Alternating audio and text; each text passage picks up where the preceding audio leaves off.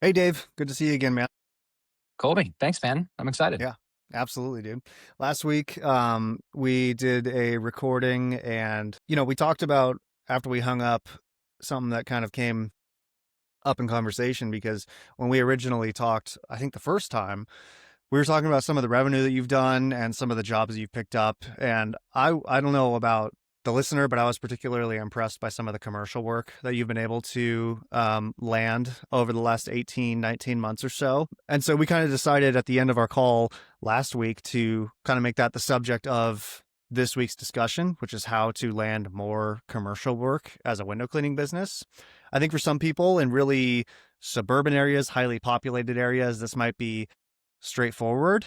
But at the same time, I also feel like they might be thinking of a different kind of commercial work, which is like storefronts, doing $15 to $40 jobs in great scale, which I think definitely has some benefits. But what we're talking about is like high ticket commercial work, getting contracts on buildings that are like hospitals, hotels, office buildings, and the like. So yeah, man, if you're good with it, like we talked about, I think let's kind of dive into some of the specifics of what you've done, what I've done, and how some of our listeners might land more commercial window cleaning work. Yeah, it's great. It's one of the things for whoever's listening to this. If you're a window cleaner, you're probably even part of some window cleaning Facebook pages, which Colby, I know you're in, I believe as well. And a lot of the question I see so often that this question on how do I get more commercial work, especially in that Facebook page. And I try to share usually some bullet points with people in those because it's not just one thing that I've noticed. It's a list of things that I have done, over the last 12 to 18 months that I think have helped play a role in landing those jobs. And the first one is that I'll say this. The one thing I don't do is I don't go to businesses and introduce myself or try to find the decision maker, especially when it comes to large commercial, because finding the decision maker is the hardest part. Right. So instead of doing that, which by the way, I did attempt that for a while to no avail. I didn't really get anything from that. So I thought, well, then if that doesn't work, then we need to find a way to stand out as a business so that when those companies are looking for window cleaners, they can find us. So that kind of leads into some of the bullet points that I try to share with people. And there's a few. The first one is make sure that you actually have a recognizable and brand. Come up with a good company name with a good logo. Create a Google business profile. Spend a couple $1,000s on a really strong website and pay someone to manage your SEO so that your company actually ranks organically. Running Google ads, running meta ads. It's all six of those things that I think have compounded over the last year and a half that has allowed us to be seen by the commercial industry when they're looking for window cleaners. Yeah, totally. Yeah, it's definitely a myriad of things. Not everybody is like ready to hit go on day one on all six of those things. That's gradual, As yeah, totally. As baby steps. I just landed, a pretty solid commercial job that I was proud of. We completed that about a week and a half ago now, and yeah, that was a good win for us, especially as a guy that's currently spinning up an agency to help other window cleaning businesses get their online presence and SEO dialed in. That was a good win because that came specifically like we live in a market that we just moved to about a year ago. I've been doing a lot to make sure that we're going to be ranking locally, and that's exactly what that came from. I mean, this company had a construction project that they were finishing up, and they Googled window cleaning, near me essentially, and found us, which is cool, man. I mean, our primary market is Auburn, California. This time, about 6 months ago, we were ranking like 13th for local searches, which is essentially buried. And now, this is month 12 of us being in this market. We're currently third in Auburn. And in terms of review count, we outrank our closest competitor by just shy of 100 reviews. So we're headed towards the first spot, and we're the strongest footing in the top three. And that's specifically what that came from. So, I mean, I think if nothing else, just right off the bat, I would say start with what you can, whether it's paid or not. You can set up a Google business profile for free. You can get it verified for free, and you can start building up 5-star reviews for free. And you can even do a DIY site for relatively inexpensively. I don't necessarily recommend that you stick with something like that for forever, but if it's between doing nothing and setting up, a site in Yeah. 2 hours on Wix, just get something up that says who you are and what you do, and you can worry about optimizing later down the road. And yeah, I mean, this is just personal bias, but I think your website and Google business profile is the bottom of your funnel. It's usually the last thing that people see before they make a decision, unless you're running like direct get a quote ads on Facebook. Then obviously a lot of people are stopping right there when they're reaching out, etc. But for the most part, anything else, any other marketing efforts that you do tend to end up leading to your GBP or your website. So starting there early on, like on day 0, essentially, is far from the worst move that you could do. And then adding different marketing channels and outreach efforts to your stack over time is something that's just going to enhance that over time. So yeah, I know that in terms of commercial work specifically, you mentioned it's been a bunch of things. Has there been one channel that's paid off more than the other, or have you kind of seen them all collate together to, like, on a broader scale to generate those leads for you? Hey, if you're a window cleaner or home service pro with a story worth sharing, we want to have you on the show. Clean for Profit is all about real operators building real businesses. So if you've got wins, lessons, or even failures that others can avoid, we'd love to hear from you. Head over to cleanforprofit.com/guest or click the link in the description to get started. All right, back to the episode. To start out, it was all Google. And it came between a mixture of just organic and paid ads. And after we had made a really good connection with a large real estate company here in Clarksville. And after we had done some windows for them, and then they put us under contract for a couple other larger buildings, it actually ended up becoming a bit more common for word of mouth as it pertained to larger commercial because of that relationship. So the last few that we have gotten have been because of they just heard about us and we did another large building, so they called us.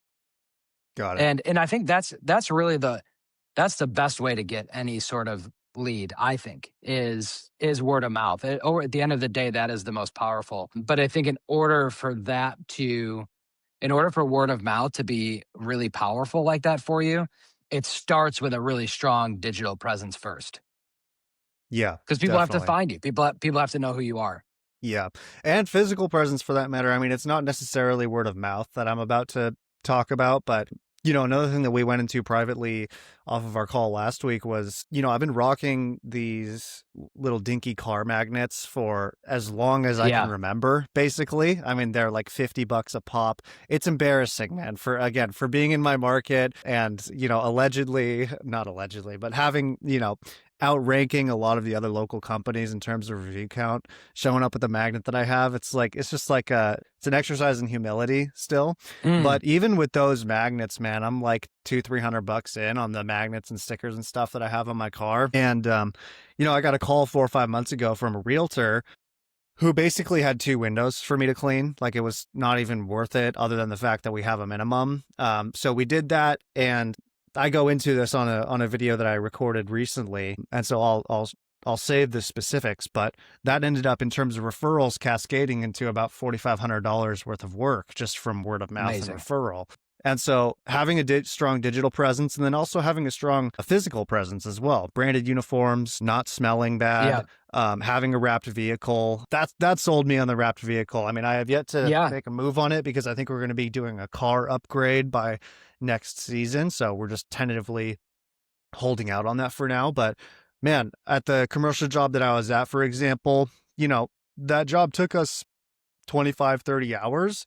That's 30 hours where I could have had, well, I did have my car in the parking lot with my magnets on it, or, in this ideal future instance where I have a wrapped vehicle, there's multiple contractors, multiple subs coming out, seeing the branding on the vehicle, snapping a quick picture, and all of a sudden you're cascading into something that's more serious. And so that's definitely a good momentum builder in terms of like once you do have any work, especially commercial work, having it out, front and center in at all of your jobs is a really strong compounding factor. So Well, it does, and it, I think when you're starting out to, for a short time, feel like all of your efforts and all of the things you're doing, it kind of feels like in the beginning like it isn't working, and it is slowly. It's a really slow progression, but then what I found is the second the snowball starts to snowball, it just gets larger, faster and faster and faster. And then it almost feels like it's unstoppable. You're like, how does everyone know about us now? So it's important to just recognize it in the beginning. It might even feel like you're spending money month over month and it doesn't feel like it's doing something, but it actually is. It just takes time. But then there's this point that you cross. And when you cross that line, your business will just take off. And then yeah. you just keep going. You snowball your ad spend. You grow all of that. So it makes a big difference. Yeah, it's pretty interesting. I mean, I'm getting off topic for a minute or two, but I'm kind of at that point, Dave, like you and I have talked a little bit about this, where I've owned this window cleaning business for a while and I've just kind of voluntarily been a solo operator slash I've had like a full-time guy and sometimes another helper. So it's been like 1 to 3 of us for almost 8 years now. And I've really enjoyed that. It's a good income. Like I make more than like with my level of education, formal education, like what I could basically do anywhere else unless I had been like a plumber for the last decade or so. But from a self-employment standpoint, I'm really happy with that. And I'm coming to this point now where I'm trying to help other cleaning businesses do basically get to that point and a little bit beyond for themselves. And then at the same time, we moved a year ago and it was terrible for like the first 6 months really were so slow. I got my Google business profile suspended and that was a total nightmare to get reinstated. Like basically everything that could have gone wrong did go wrong. And I just think there was probably a higher power that was prompting me to humility during that time. That's certainly the lesson that I extracted from it though, at least. And now it's really interesting because I got into this mindset of like, oh, I'm going to build this digital agency. My labor as an individual will go much farther. And I'm still pursuing that. That's not something that I've shied away from. But at the same time, the window cleaning business is now positioned in a way that I know that with clarity and with data that like this time 6 months from now, we're going to be doing a minimum of 5 times the amount of business that we did this season. And the the reality about that situation is that I can't handle that in the same Mm, way that I've approached this business for the last 7 or 8 years. So that puts me in a really exciting, like challenging situation where it's like, do I scale the window cleaning business? Like, go through the hard work of learning how to be, frankly, a manager and not just somebody that owns a job, but somebody who owns a business? Or do I continue to pursue the agency and just pour all of my effort into that? There's no clear answer for me at this point. But what I do know is that by this time, well, this time 6 months from now, I'm either going to be telling clients that I'm booked out for 2 or 3 months, or we're going to have 2 or 3 trucks on the road. Those are the two routes options. that I can go with this business at this time, which is a huge blessing. I'm really excited for that. It's just whether or not I prepare and backfill the effort now to be able to fulfill that, like, right off the bat. So, anyways, we're talking about commercial work, so I'm sure we can go into the pros and cons of hiring and maybe how to do that in a later episode. But yeah, man, I guess that's something worth celebrating and bringing up. So there we go. It is, man. I mean, and you finished your largest job just recently. That was a commercial job. What were kind of some of your takeaways? I guess talk about maybe a couple like really big wins with that, things that went really well. What was some things that you took away where you're like, I should have done this differently? Yeah. Yeah. I mean, well, The biggest win was just getting it in the first place. I was actually on call with window cleaning resource support when I got an inbound call, and I was like, "Hey, sorry, bro, I got a call coming in. I got to call you back." I'm really glad I did that. And frankly, I thought that I was maybe getting scammed at first because the guy was like, "Hey, do you guys do commercial work? I have a 30,000 square foot building that I need cleaned like soon, like in the next 5 days." And I was like, "Yeah, there was definitely some screening that went into that to make sure that he wasn't pulling my arm." But yeah, man, it ended up being legit. I did the estimate same day. It was really rushed. They did a great job. It's a beautiful building. Maybe they could have planned a little bit more in advance, but that's not my job. But yeah, man, I showed up same day, did the estimate, pitched pricing, and basically closed it. I had to email it off to the higher ups, but they signed off on it 2 days later. So I mean, I think the biggest win of that whole job was just getting it in the first place, especially because I'm building this agency and trying to create basically my own case study out of my business. So that win was more than just landing a big window cleaning job. It was like some vindication that, I'm not totally useless. So yeah, that felt really good getting that. So I would call that the biggest win.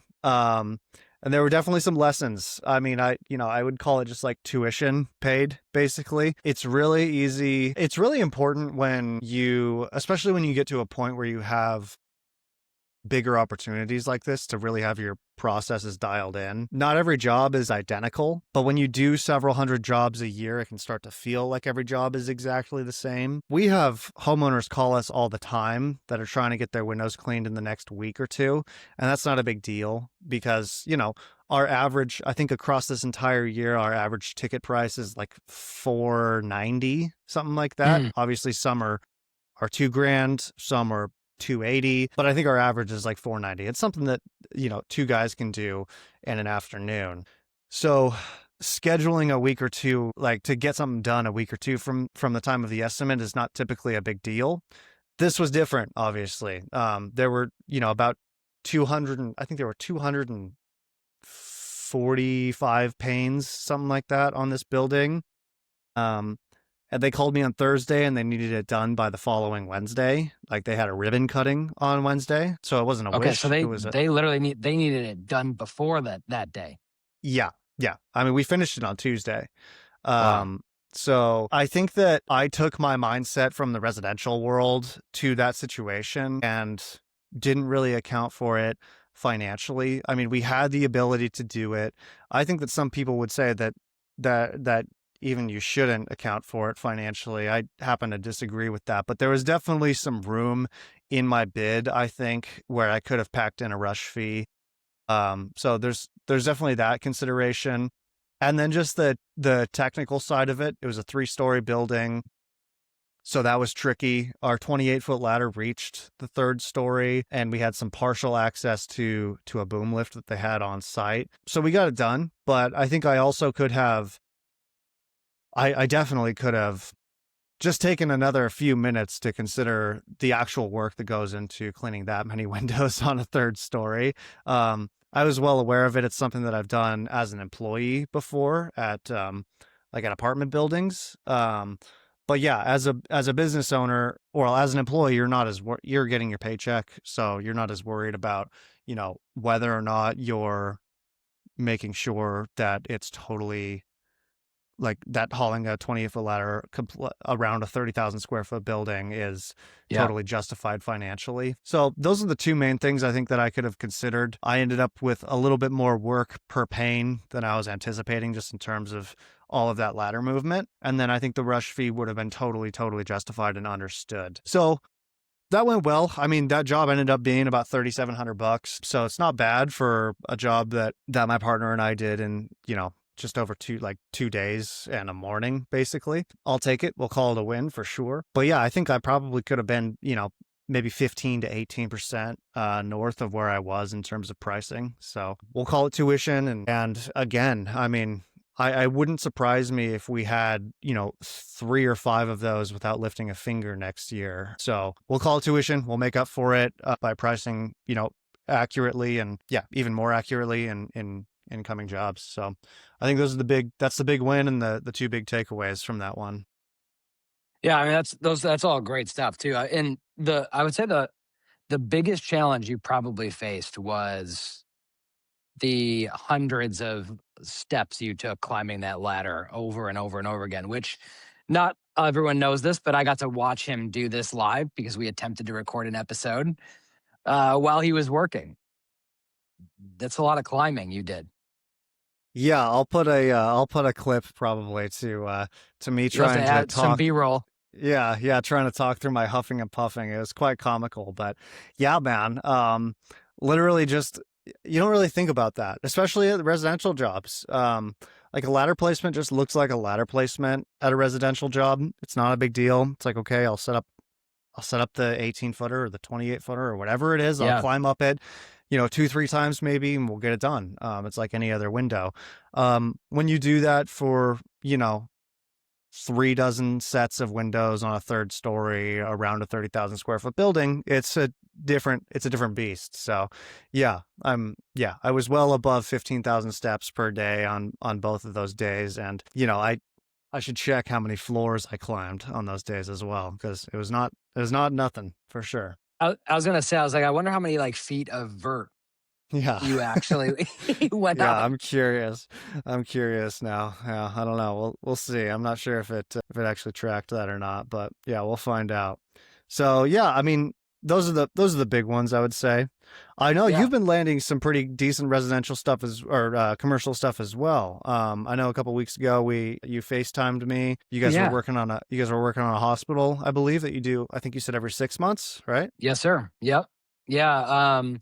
Yeah, it's a TriStar Horizon Hospital. It's in Dixon, Tennessee. We landed that contract, gosh, just shortly after I launched glass therapy. And again, this was the property manager of that hospital found us on Google. And he had reached out to several other window cleaning companies, and every single one that he had reached out to told him that they didn't have the capacity to do a building that size. And at the time, I didn't either. And that's the other thing too, is if you get a call for something that you feel like in your mind, like, oh my gosh, how am I going to do this? I I'm more err on the side of just say yes. Go figure it out. Take the opportunity. Unless you get to a certain point and you know for a fact, I said yes to this. Maybe I can't get the help that I need to get it done or the equipment, then sure, like go and be honest and say, hey, you know what? I think I overcommitted here. I bit off more than I could chew.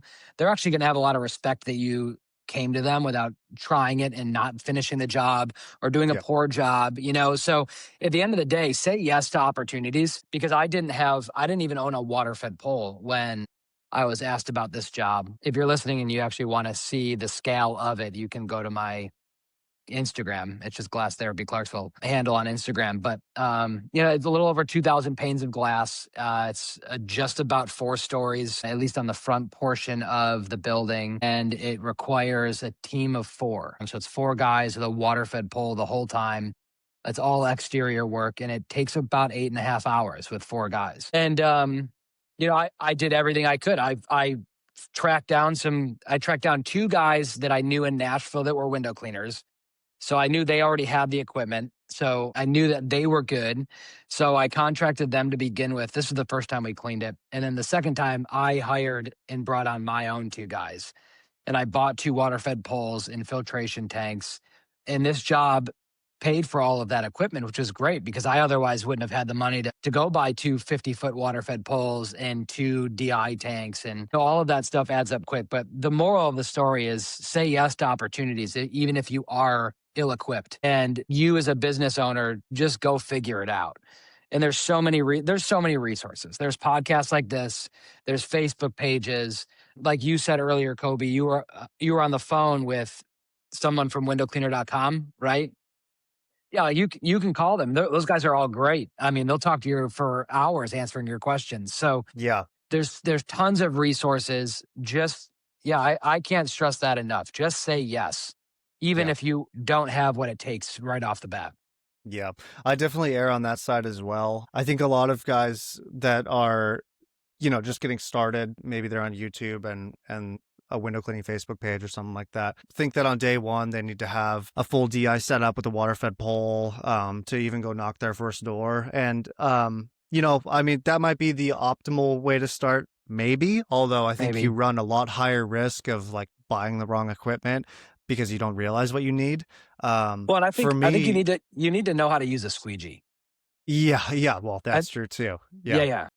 Yeah, for sure. That's how it worked with me, man. I mean, it kind of comes down to like, I think probably the best way to do it, and I'm biased because this is how I did it. But like, I didn't get a water fed pole until, I mean, maybe I could have planned a little bit better for this and it wouldn't have gone quite this way. But I got a residential job that I just straight up couldn't reach the top panes of.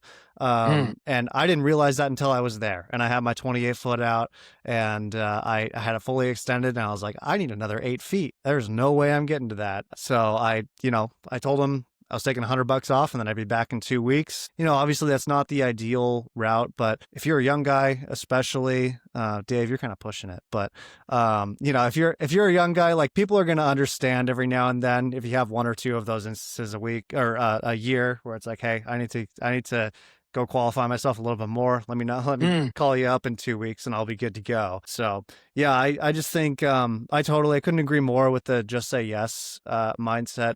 I think some people have some trouble feeling that way where they feel like they need to be fully prepared before they kind of even go knock their first door, for example. That's just not my Yeah. personality. I mean, I've definitely seen a lot of that, so I understand the sentiment a little bit, not from a personal standpoint, just from an experiential one. But yeah, man, I agree. Just say yes and figure it out, dude. You're going to have to do that one way or another at one time or another as a business owner, no matter what. So it certainly doesn't help to adopt that, or it doesn't hurt to adopt that mindset early on. So I'm sorry for calling you old, by the way. I just No, had you to, can. Are we I close got in age? I don't even to, know. I don't know. I'm 31. How old are you? 36. Okay. All right. Cool. Well, I get to call you old. You're five, Yeah, you can. 5 years. That's enough. It is. Yeah. Just saying yes to things, figuring it out. And I mean, to be honest, I think I think what you said was more of an understatement. I think when you own a business, you are always going to be in situations where you're going to have to just figure it out. Yeah. And that's Yeah. just part of the grind of owning a business. You're always going to be paving a new path for yourself. It's uncharted territory, and you got to take the machete to the weeds and find the right way. And failing is part of it. But that's where we learn anyways. We don't learn from the wins. You're going to learn when you make a bad call and then you recognize you made a bad call and you have to just be quick to pivot and go a different way, but I think too, just to keep on the topic of commercial, I sense that a lot of window cleaners almost make commercial more of a big deal than it actually is. And I think when they complicate it in their head, it freaks them out and they think that they can't do it. And I actually find now that we do so much commercial, I prefer it over residential. There's honestly a small part of me that sometimes feels like I could go the rest of my life and not touch another house. Yeah. Give me commercial all day long. They're usually easier to deal with. They have larger budgets. You make more money in a much shorter period of time. Most of that work is almost always water fed pole work. So I don't have my guys up on ladders, so there's less risk. And I've never run into an issue where a commercial property didn't pay me. Yeah. Totally. So Yeah. they're honestly easier. They're easier to get. They're easier to close. The thing is you just have to again build out a framework in your business that makes it easy for those people to find you. I think at least some of what contributes to that skepticism towards commercial work is that, frankly, it's just not really quite defined as well as I think it could be. Like, people that live in a super suburban area hear commercial Mm, work and they think of doing storefronts. yeah. People who live in New York City hear commercial and they think of high rise. What we're talking about is like 4 stories and under. For me, I mean, I guess 4 stories is fine with like water fed and stuff like that, but like 3 to 4 stories and under, and just a large footprint of a building. So there's a lot Yeah, of yeah. windows, and then obviously your client is a commercial client, so they're paying with OPM, with other people's money. So those are the main things, like the main distinguishing factors that we're talking about. I honestly think a lot of the contention about commercial work just comes down to everybody having a slightly different definition of what it is, because I don't think it's That's not a an great point. yeah, it's not an unpopular opinion to say, like, most of you should probably avoid doing a ton of storefronts, for example. There's certainly some edge cases where it makes total sense. If you live in the middle of Sacramento and there's a shopping mall every 2 blocks, then like rock and roll. You can get 300-400 storefronts, charge them a couple bucks a pane, and do really, really well and never have to go find another lead in your life after building a business for a couple of years. Go for it. 100%. That's not advice for everybody. In fact, it's not advice for like 96% probably of people that are thinking about starting doing this. But it can work out for other people. But the 96% of people that it's not for might be thinking that's what you're talking about when you're talking about commercial. So I think that's where some of the confusion probably comes in. No, and I think you're right. That's a great point to bring up. It is whether it's undefined or it's just it's such an umbrella term because so many different things can fall under that category. And I think to be honest, in most cases, when I see the word commercial pop up in window cleaning Facebook pages, when people are asking about how to get that work, most are talking about storefronts. Yeah. Yeah. And I think I've said this before, we don't really do storefronts. I think we maybe have 3 that we do. And we charge them, like one, we charge $200 and they have 10 windows. And we do it every month. But we told them up front, we're like, listen, we have a $200 minimum. We don't typically do storefronts. You could easily go find someone to do this for you for $30 a month. And they liked who we were. They said that they actually, the company is called True Test, and they actually wanted a company that had wrapped vehicles. That's why so they were willing to pay more. Yeah. So, but in The general, vanity I fee. think, yeah, those are anomalies for Yeah. storefronts. Yeah. You're not going to find storefronts that are going to pay you $200. That's why I think we have 2, maybe 3. And there's one thing that I'm trying to get more of. And I don't know if a lot of window cleaners have tapped into this, and this is commercial related, but stores in malls always have giant glass panes. And there's 2 stores. One is a movie theater, and one is just a clothing store in our local mall. We're one of the few cities that actually has a booming mall still. I know a lot of those have gone up completely under since a lot of online shopping and things like that took over. But we have a very big mall, popular mall, and we charge $400 a month to go do their storefronts, and it's incredibly easy. And I'm trying to actually figure out a way to market to the other stores in the mall. Yeah. Because if we had every store, I already did the math. If we had every store, we would make 15 grand a month. Yeah. Just, Wow. and all I would have to do is hire 2 guys and their full-time job would be cleaning storefronts and inside the mall. Yeah. Wow. That's cool, man. So that's Yeah. that's an opportunity, I think, for a lot of people For that if sure. you don't, you go walk through the mall, man, those storefronts are nasty. Like people's hands running around across the glass all day and they don't get them cleaned. Yeah. Do you contact the mall for something like that, or is that an individual store thing? So I didn't. The clothing store that we do on a monthly basis, they reached out to us. They found us on Google. And I almost told them no at first because I'm like, well, if we go in there, like my team is gonna have to figure out where to fill up a bucket with water for the mop head.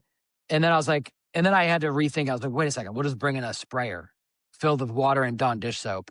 And we spray the windows. And then we have a scrubber and then we squeegee the windows off. Okay. Smart. And I sent them a quote and we've been doing that since day one, well over a year. And then because of that, the mall manager end up finding out who we are, and he gave our card to a new movie theater that was built there. So now we do the movie theater. The manager will not let me go like door knocking on all the stores. That's not allowed to solicit inside the mall like that. So, my hope is that word of mouth just will spread eventually. and maybe they'll call us. We do have the contract as a result, though, with the exterior windows on that entire mall. Cool. Yep. There you go. Nice. Yeah, I Yeah. was about to say, in a way, that's kind of a good, like the inability to solicit is kind of a double-edged sword because it's like once you can't go to every store every 2 months and talk to somebody just so that they know who you are for sure. But at the same time, once you're in with the contact that makes all of those decisions, the decisions on who they let solicit business to them on their behalf, like you're in. All of a sudden you've got a Yes. referral to a movie theater, the exterior of all that glass. So it's like when another store or five pop up that need it, he's not going to be shopping. He's got it figured out already. So that's a huge plus. And I think one of the great spots about a mall is if you live in an area that experiences long winters, you could stay Yeah. busy just Yeah. working inside at the mall all day long cleaning windows. Yeah, totally. Cool. So one thing that we haven't talked about that I just wanted to bring up and kind of hear your thoughts on. This might be a clever workaround, but I look at new construction work Mm, as a form of commercial work. I mean, obviously you're working on new homes, but you're doing it for the contractor that's working on those houses typically. Um, and at least in my area, we live in a low population area that's surrounded by a largely populated area, and there's lots that were dirt, 3 years ago that now have 150 homes in them. And every single one of those homes needed window cleaning. There's a couple things that I've done to land jobs like that before when we were living in Sisters, Oregon previously. It's a super small town, even smaller than where we are now, but incredibly wealthy. For that, I mean, I literally just cold called the agent from the sign that was at the new construction place. It's called the Woodlands. There's 180 houses that are going up there over the next 5 years. And each of those houses was like, about $1,400 per home to clean. I called that agent once and I landed that contract. That was killer wow. because it was like 2 to 3 times a month. I had one of those jobs coming through, and it was just, I didn't have to It's do anything amazing. for it. It was just a scheduling job at that point, basically. So that was huge. I have wondered about the approach of, like, especially in the off season, like over the next few months, if you're not that busy, calling construction companies and just getting on their vendor list. This Yeah, is something that's obviously like a longer term play, but I think in the same way that like most contractors don't want to have to like Google and find somebody, interview them, figure out what they're all about, make sure they're insured, make sure they understand not to scratch tempered glass with blades, et cetera, et cetera, et cetera. It's like if you took 2 hours and you have your EIN, you get your I always forget the numbers of the IRS. What is it? Is it 1099 for the? It's not 1099. for what W W-2s? W2 or W9? Is it Are W9 you, the are whatever? you, It doesn't matter. yeah, Your the doc you need to send them to show that you're a business that can operate, and your insurance certificate and your scratch waiver for that matter. You get that all into a package, email it to them with a link to your website page that's specifically built for all of the considerations that you put in a new construction stuff. All of a sudden you're on their vendor list, and 1, 3, 6, 12 months later, when they have a project that's coming up that they need help with that for, they have a development that they're putting 200 houses up in, for example. Let's just, 100%. throw something out there. They're not shopping quite as much as they would otherwise. They see that you've already done all this work ahead of time. You're on their vendor list, and they just call you. I don't know. That's not a verified prospecting method that I've employed personally, but it's something that I've strongly considered, and we'll probably do a little bit of during this off season just to fill the time now and fill the time next season. So Yeah. Yeah, and I mean, you could probably do the same thing with builders. Yeah, I think that's a great strategy. have you done any personal network? Like, has it just all been the tech stack of the kind of 6 things that you mentioned before? Have you done any like in person? Like, I know you mentioned BNI in some capacity in our private talks recently. I don't remember if that was a commercial approach that you were taking then, but I know you had I some was personal. I was invited to BNI.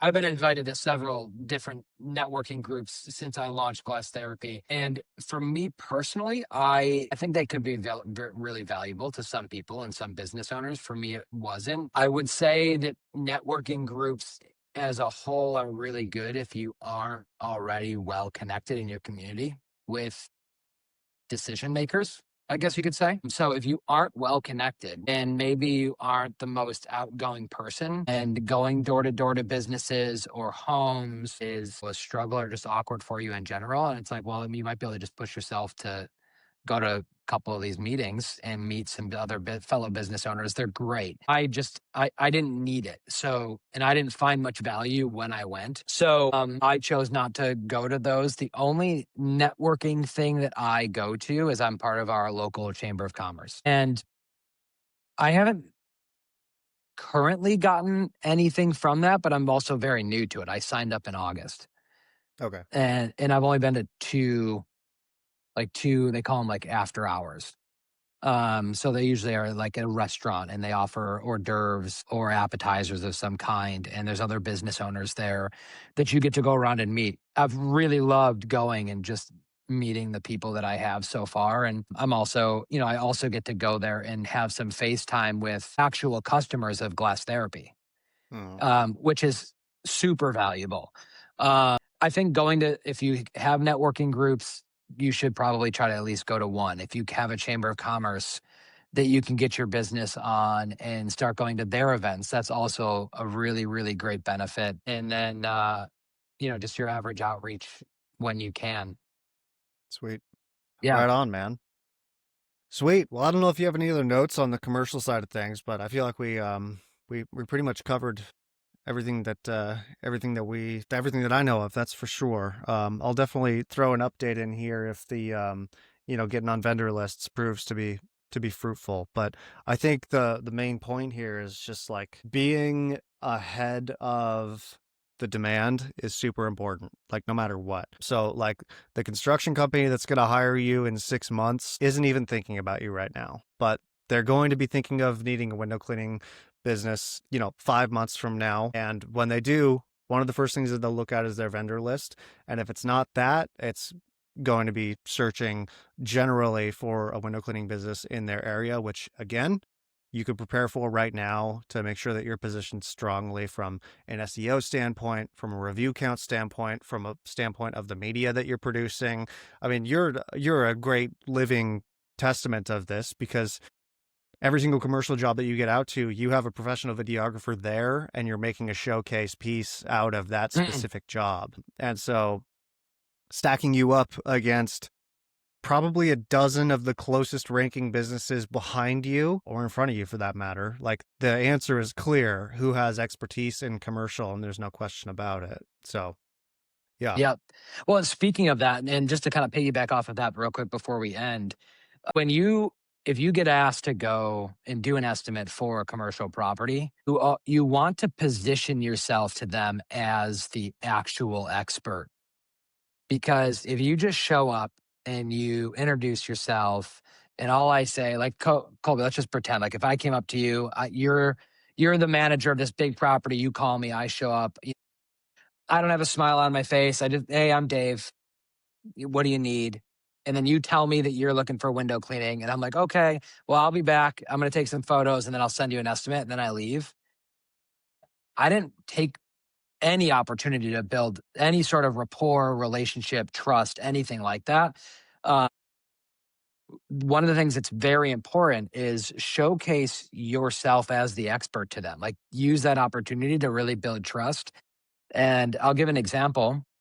On Friday this past week, we got a call from a very large mega church in our area that's building a second campus, and it opens up the week before Christmas, and it has a little over 300 panes of glass on it, and they had already hired somebody, a pressure washing company, to do the exterior post-construction window cleaning. And when I was there, I was walking inside with someone on staff at the church, and I'm just asking her good, questions. I'm not showing off my knowledge, but my questions that I'm asking are very intentional. and my questions are showing off my knowledge. If that does that make Yeah. sense? Yeah. For example, I asked, "Hey, how many of these windows are tempered?" And she goes, "What does that matter?" And I was like, "Actually, it really matters a lot because there's a lot of glue on your windows. And if I or my team members take a razor to your windows, we're going to scratch them in a really bad way. It's going to be really badly scratched." And she goes, "Oh no." She's like, "We hired a pressure washing company to do the exterior and they're using razors." And I was like, "They didn't ask you if it was tempered?" All that to say, my because she was looking for us to do just the interior. She didn't want the pressure washing company to do. They told her no. So she's looking for us to do the interior. But that question alone brought so much trust that she called me twice after I left just to talk more about our process. And the fact that I asked her a question about the window so that I knew ahead of time how to prep my team so that they had what they needed, not to just do the job well, but also make sure that they don't even have razors on them. Like when my team goes to a job where there's tempered glass, I remove the razors out of the truck. I don't even want them to have them. They know not to use it, but like I'm going to make sure that that mistake won't even happen. And I even explained that process to her. All that to say, she didn't even get two other estimates that she was supposed to get from two other window cleaning companies because I built that kind of trust and rapport with her up front where she was like, "I want you here." Yeah. Totally. Yeah, I think another thing that's similar but a little bit tangential to what you said was like the guy that shows up, says hello, I'm going to take some pictures and then I'll send you an estimate basically. The other thing that I can say just from my experience in sales is like if you have an opportunity to get farther along in the transaction life cycle before you leave, take Mm, advantage of that. Like if this is yes. a job that you can close on the spot, it's worth going for that close then and there as long as you have all the information that you need. Assuming that like I think that this is another thing that people struggle with, especially coming from like an employed background to working for yourself is like well, maybe they're hot. Maybe they'll hire me. Maybe they won't. Like maybe they'll make a buying decision. Maybe they won't. If you've been called by, especially a commercial business that needs window cleaning, the buying decision has already been made, more or Yeah. less. It's just Yeah. who fits into that puzzle piece is that's the factor that needs to be decided still. And so if you're showing up to an estimate and you're talking to the decision maker right then and there, don't leave without asking for a close, basically, which we do by presenting the pricing, reinforcing features and benefits, and then proposing 2 to 3 like proposed schedule times over the next whatever their timeline happens to be. But, if it's residential, for example, we usually go 3 to 9 days out and like presenting those options to them right then and there. And so it's not a let me think about it. The answer is let me think about it way, way less because the Yeah. question that they're trying to answer for you is, do you want to do it this Wednesday or next Monday? And that's what they're deciding on. So that's one thing like with your Joe Bucket example that kind of made me cringe was like, you're not even going to ask, like, I took the effort to call you and you're not even going to present me with your availability. So I know what kind of a decision, no, what kind of a decision I can make with you. Yes. I don't know that I might have my sales cap on a little bit more than people are kind of like turned on to, but that's just kind of where my mind goes. It's like if you're not presenting options to your potential buyers, you don't have a potential buyer. You've just got somebody that you've given free information to with no ask, which is a disservice to you and the potential client. So Absolutely. Yeah, I totally agree. cool. Rock and roll, Dave. Thanks for hopping on again, man. I don't know about you. Well, I do know about you. Your business is growing like crazy, and mine's growing like like crazy as well, despite my best efforts. So, I think maybe next time we hop on, we should talk about if, how, when, and yeah, if, how, and when to hire people. Yeah, I don't know about you, but I mean, you're going to be probably doing that a little bit over the next year or so and I'm kind of teetering. I've hired semi poorly in the past, not in terms of making bad hiring decisions, but just in terms of maybe personally not taking it seriously enough and not training as well as I could have because I always had one foot out the door in one way or another. Yeah, I'd love to kind of dive into that with you a little bit more next time. Yeah, I think it's a great topic. And I mean, I'm not even going to pretend like I'm some expert in that. I'm figuring it out as I go. I have two full-time guys now, but that's an area that I'm still very new in and still figuring out. But I would love to talk about it. Right on, man. All right, buddy. Thanks for hopping on, dude. All right, man. Talk to you soon. See you again.